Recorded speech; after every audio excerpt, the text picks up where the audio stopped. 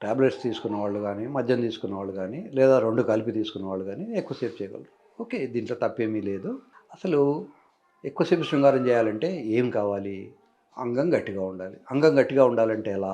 24 గంటలు అది మెత్తగానే ఉంటుంది. ఇప్పుడు సైకిల్ టైర్ మెత్తగానే ఉంటుంది. దానికి గాలి రావడం వల్ల గట్టిదనం వస్తుంది. మరి మగవాళ్ళ అంగం గట్టిపడాలంటే దానికి సరిపోయినంత రక్తం రావాలి. మరి పోనీ రక్తం వస్తే ఇప్పుడు మనం రన్నింగ్ చేస్తే కాళ్ళకి రక్తం వస్తూ ఉంటుంది. జిమ్‌కెళ్ళి చేసినప్పుడు చేతులకు రక్తం వస్తుంది. అది సరిపోతదా? అంటే దానికి దీనికి తేడా ఉంది. మనం రన్నింగ్ చేసినప్పుడు వచ్చే కాళ్ళకి వచ్చే రక్తం ఒక నిమిషం లోపల మళ్ళీ హార్ట్‌కి వెళ్ళిపోతుంది. శృంగారంలో శృంగారమైనటువంటి అంగానికి కావాల్సినటువంటి రక్తం వస్తే వెంటనే ఒక నిమిషం లోపల వెళ్ళిపోదు. దాన్ని అక్కడ నిల్వ చేసేందుకు ఒక మెకానిజం ఉంటుంది. దాన్ని కార్పొరా క్యావర్నోజా అంటారు. ఈ కార్పొరా క్యావర్నోజా లోపల సైనోసాయిడ్స్ అనేటువంటి ఒక స్పాంజ్ లైక్ స్ట్రక్చర్ ఉంటుంది. అది రక్తాన్ని పట్టుకుంటుంది. సో మామూలు ఎక్సర్సైజ్‌కు శృంగారానికి తేడా ఏమిటి అంటే, మామూలు ఎక్సర్సైజ్‌లో రక్తం వస్తుంది, రక్తం వెళ్ళిపోతుంది. శృంగారంలో రక్తం వస్తుంది, రక్తం నిల్వ ఉంటుంది, తర్వాత వెళ్ళిపోతుంది. ఈ వచ్చిన రక్తము వెళ్ళిపోకుండా ఉండేందుకు గానీ, ఎక్కువ రక్తం వచ్చేందుకోసం గానీ ఈ టాబ్లెట్స్ వాడుకుంటే తప్పేమీ లేదు.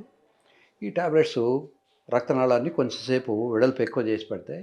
దానివల్ల రక్తం ఎక్కువ వచ్చేసి, ఆ రక్తంలో వాళ్ళు నిల్వ ఉండేసి సంసారం చేయడానికి వీలవుతుంటుంది. కొద్దిమందికి టాబ్లెట్స్ ఇస్తే అంగం సైజ్ పెరుగుతుంది, గట్టిదనం కూడా వస్తుంది.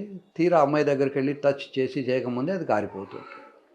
ఇట్లాంటి వాళ్ళకు ప్రాబ్లమ్ ఎక్కడుంది అంటే, నేను ఇందాక చెప్పినట్టు కార్పొరా క్యావర్నోజా అనే టిష్యూ లోపల ఉన్నటువంటి సైనోసాయిడ్స్ అవి స్పాంజ్ లాగా ఉంటాయి. దానికి రక్తాన్ని పట్టుకునే శక్తి పోయి ఉంటుంది. యూజువల్‌గా మనందరికీ అనుభవమే. సంసారం చేస్తున్నప్పుడు ఒకసారి గనుక ఫ్లూయిడ్ వస్తే వెంటనే అది మెత్తబడిపోతుంది. ఈ సైనోసాయిడ్స్ ఇందాక చెప్పిన కార్పొరా క్యావర్నోజాలో ఉన్నటువంటి సైనోసాయిడ్స్ గానీ, మామూలుగా మనం సంసారం చేస్తున్నప్పుడు మెత్తబడడం గానీ, ఎందుకు అంటే సింపథెటిక్ యాక్టివిటీ, పారాసింపథెటిక్ యాక్టివిటీ అని 2 ఉంటాయి. ఈ పారాసింపథెటిక్ యాక్టివిటీ వచ్చినప్పుడు ఈ సైనోసాయిడ్స్ గనుక రిలాక్స్ అయిపోయి అప్పుడు రక్తం నిండుతుంది. ఇది సింపథెటిక్ యాక్టివిటీ మొదలు కాగానే మెత్తబడిపోతుంది. ఈ సింపథెటిక్ యాక్టివిటీకి ఒక చిన్న ఎగ్జాంపుల్ చెప్తాను. మీరు సంసారం చేస్తున్నప్పుడు పొరపాటున సెల్ ఫోన్ మోగిందనుకోండి, మీ ఎరెక్షన్ తగ్గిపోతుంది. ఎందుకైతుంది?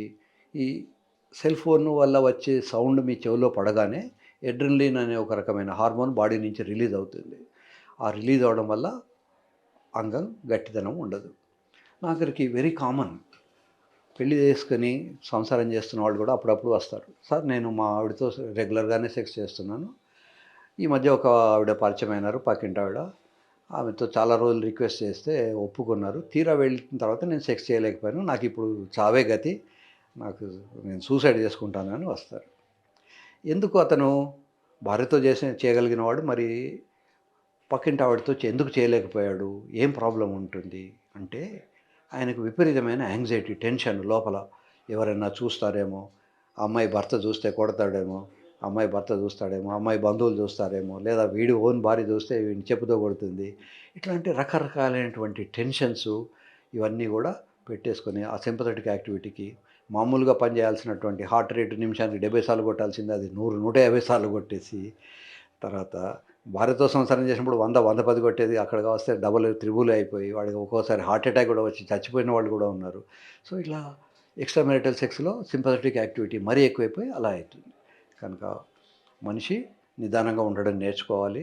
సింపథెటిక్ యాక్టివిటీని కంట్రోల్ చేయడానికి కొంచెం మెడిటేషన్ లాంటివి చేస్తూ ఉంటే బయట ఎక్స్టర్నల్ స్టిమ్యులస్ వచ్చినా కూడా వెంటనే దానికి రెస్పాండ్ కాకుండా. కొద్దిమంది చిన్న మాట అంటే కూడా విపరీతంగా పెరిగిపోయి మాటలు అంటూ ఉంటారు. ఉద్రేకం వస్తుంటుంది. ఆ ఉద్రేకం పడే వాళ్లకు సింపథెటిక్ యాక్టివిటీ అనమాట. ఆ ఉద్రేకాన్ని తగ్గించుకునే పద్ధతులు ఉంటాయి. దీనికి మనకి ఏదైనా ఎవడి మీదైనా కోపం వస్తే వెంటనే నాలుక వాడకుండా పెన్ను, పేపర్ తీసుకొని మనం అనాల్సిన మాటలన్నీ పేపర్ మీద రాయాలి. కొద్దిసేపు రాసిన తర్వాత మనకే అనిపిస్తుంది, ఇంత అవసరమా ఇవన్నీ, ఇన్ని మాటలు అనడం వీడిని ఇగ్నోర్ చేస్తే సరిపోతుంది కదా అని. సో ఇలా సింపథెటిక్ యాక్టివిటీని మనం నియంత్రించుకోవడం నేర్చుకోవాలి. సో పూర్వకాలంలో చెప్పేవాళ్ళు, మనకి ఎప్పుడైనా కోపం వస్తే శ్రీరామ అని 100 సార్లు రాయమని. 100 సార్లు శ్రీరామ అని రాసే లోపల వీడికి మనస్సు ప్రశాంతత వస్తుంది. రాముడి వల్ల వచ్చినా రాకపోయినా ఇతనికి కాన్సంట్రేషన్, ఇందాక వీడు అన్న మాటలకు, వీడు నన్ను ఇంత మాట అన్నాడు కదా అన్న కోపము, దుఃఖము అన్నీ కూడా వెళ్ళిపోయి వస్తాయి. కనుక ఇవన్నీ కూడా మనకు మంచివే. ముఖ్యంగా మధ్య మధ్య టెంపుల్కి వెళ్ళడం నేర్చుకోవాలి. టెంపుల్కి వెళ్ళినప్పుడు సెల్ ఫోన్ ఆఫ్ చేసుకోవాలి. వేరే ఆలోచనలు కూడా మెదటి నుంచి తీసేయాలి. ఇలా ఎవరైతే రోజు కొద్ది నిమిషాలన్నా టెంపుల్‌లో ఉన్న టైంలో అయినా కూడా ఈ బయట ఎక్స్టర్నల్ స్టిమ్యులస్ నుంచి దూరంగా ఉండగలుగుతారో అటువంటి వాళ్ళు బెడ్‌రూమ్‌లో కూడా శృంగారాన్ని ఎక్కువసేపు చేయడానికి అవకాశం ఉంటుంది. అప్పుడు వాళ్ళు కూడా ఎక్స్టర్నల్ స్టిమ్యులస్ సెల్ ఫోను లేదా బయటి ఆలోచనలు ఇవన్నీ రాకుండా తీర్చగలరు.